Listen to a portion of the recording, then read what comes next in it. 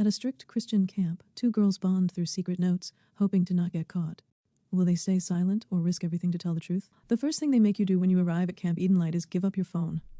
There's no ceremony to it, no speech about disconnecting from the world to reconnect with God. Just a plastic bin with masking tape on top, marked in technology. Surrender for sanctity. A tall woman in a gray t-shirt and a cross necklace smiled at me like she was doing me a favor. I dropped my phone into the bin and felt the cold grip of isolation tighten around my ribs.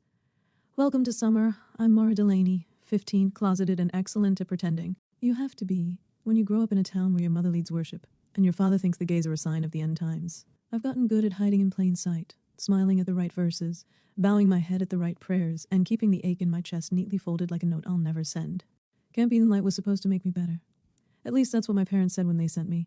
It's tucked deep in the pines, an hour outside town. Rustic cabins, chipped paint, and a bell that rings every morning at 7 sharp. There's a chapel with hard benches, a mess hall that smells like burnt toast, and counselors who use phrases like moral recalibration with perfectly straight faces. My assigned cabin, Cabin 6, was already buzzing when I got there. Girls unpacking, squealing, laughing. Most of them were loud church girls, the kind who make Bible verses into Instagram captions and have purity ring tan lines. I found the bottom bunk in the corner and quietly stashed my duffel beneath it. "Hi, I'm Kayla," one girl chirped, plopping down across from me on her bed. Blonde, bubbly, braces. "Mara," I said. She tilted her head. "Like Mara in the Bible?" "Sure," I said, except she was bitter, and I'm just tired. She laughed like she thought I was joking.